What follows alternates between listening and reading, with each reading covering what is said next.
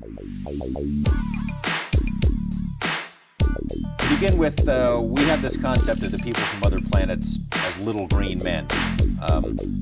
Are they green from what you know? Are they all the same? Unfortunately, they're not so benevolent. A fucking alien. What's good? What's good? Welcome to Area 51 here with your host Jimmy. Another day in the jungle. Give us a like, subscribe, and also become part of our community here in goldenroundboxing.com for more news and stories. All right, let's get to this video. So I heard a very nasty rumor about a possible fight between Connor McGregor and Canelo Alvarez. So it reads as follows: Canelo Alvarez versus Connor McGregor, Eddie Hearn working to make it happen. Canelo hasn't offered to fight. Well, Canelo hasn't answered the offer to fight Benavidez.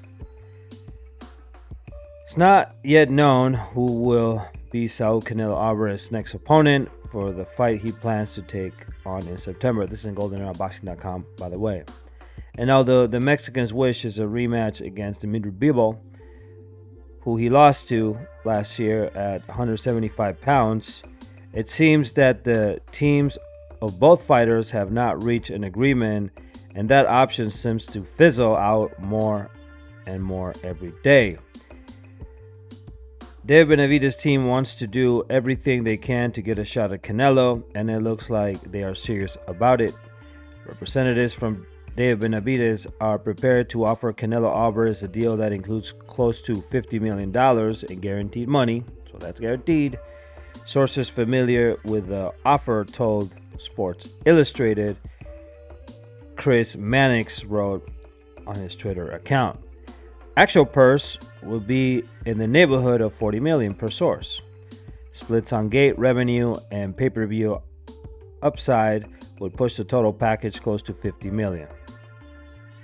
Even the promoter of Red Flag, Samson Lewandowski, confirmed a few days ago in his social media page that he sent the juicy proposal to Eddie Reynoso, although they have not yet received a response.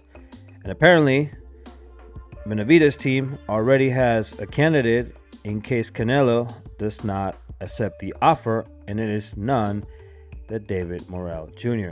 That will be a great fight. Although many have taken the possibility of a showdown between the Mexican and the Notorious as a joke, it seems that promoter Eddie Hearn doesn't think it's so far-fetched. According to a news source, the Englishman is looking to really push for the fight, and he could even send a letter to UFC President Dana White in addition to talking to Eddie Reynoso. Hearn sticks to his idea, pointing to the earnings left by pay-per-view the fight held in 2017 between Floyd Mayweather Jr. versus Conor McGregor, which were $4.5 million. I saw John Ryder.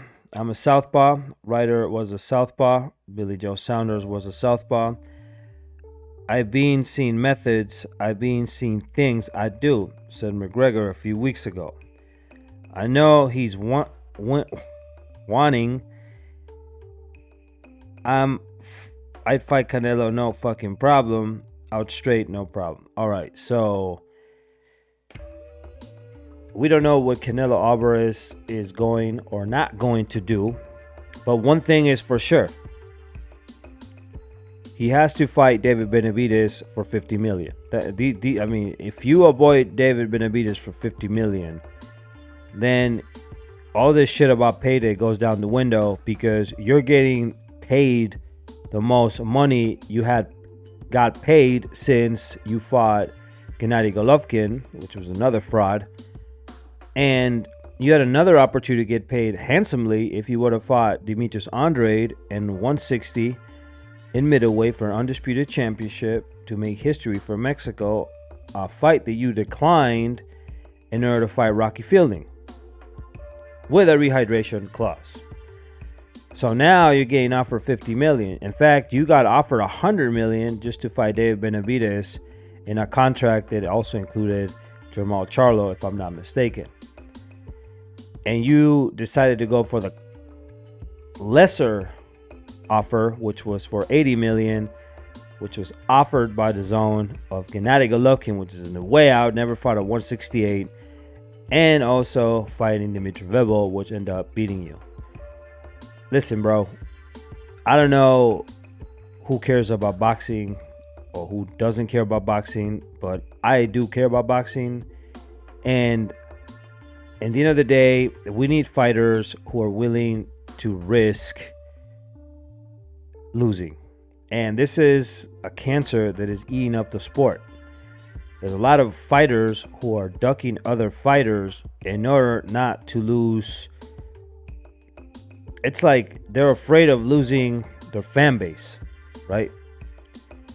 And it sucks because from Floyd Mayweather Jr. up to Canelo Alvarez to Gennady Golovkin, and now we can also kind of see that with Gervonta Davis not trying to fight Devin Haney, which Devin Haney still not received a contract from Gervonta Davis yet. And by the way, Gervonta Davis avoided Vasily Lomachenko. We can't have this in the sport. Look at what Tyson Fury is doing right now to Alexander Usyk. And it's shameful because it's robbing Usyk the opportunity to become undisputed in the same way that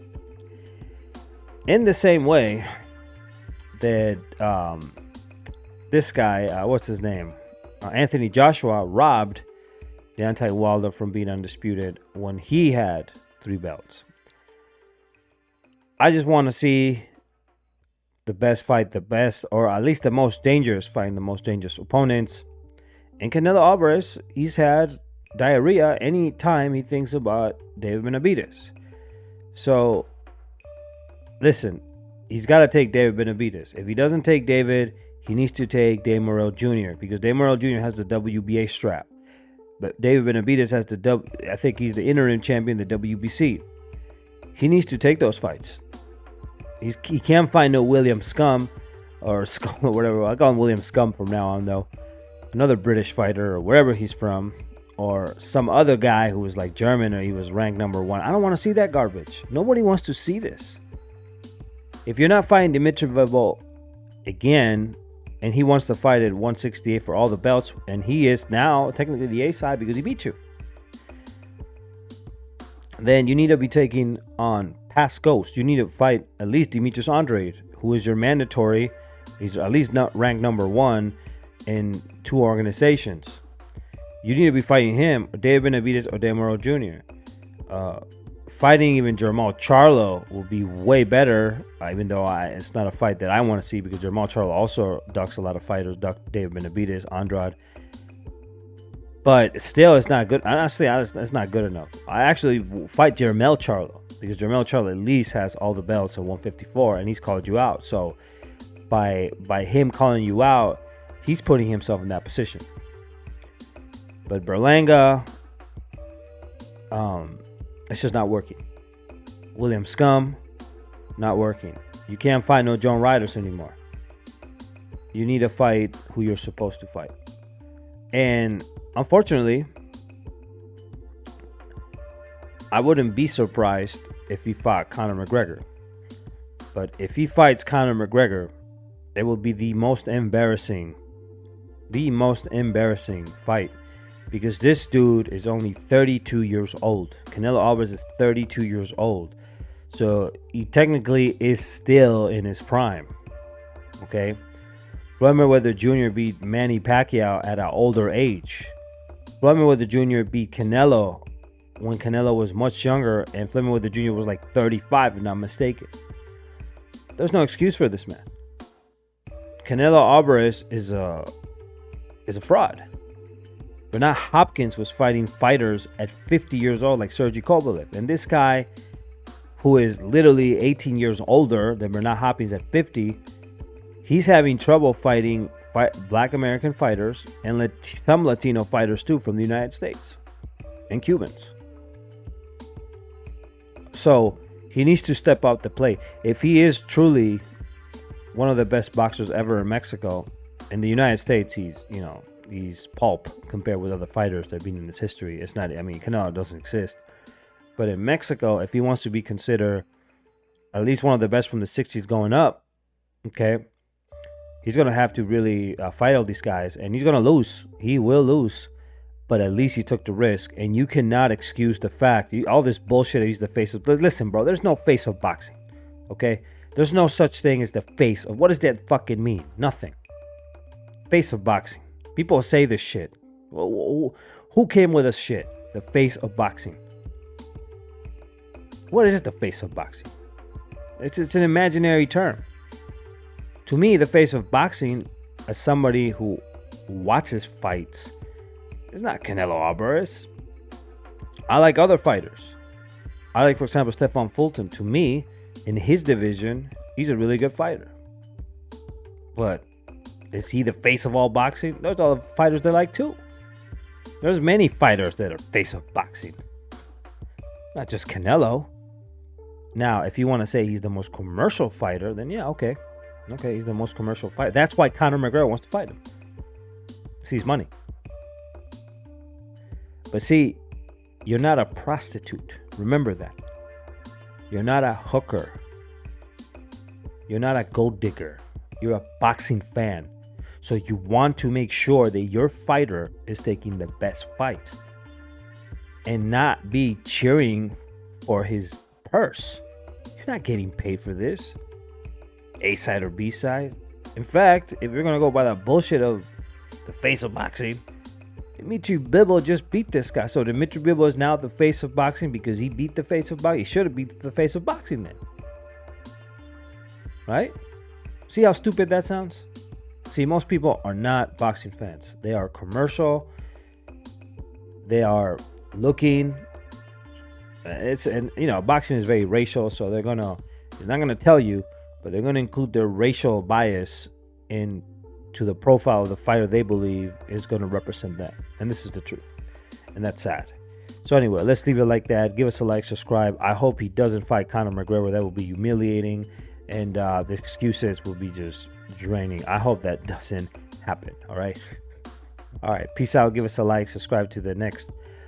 Subscribe, here at goldenboxing.com for news and stories. And we'll see you in the next video. Peace out. Deuces cruces.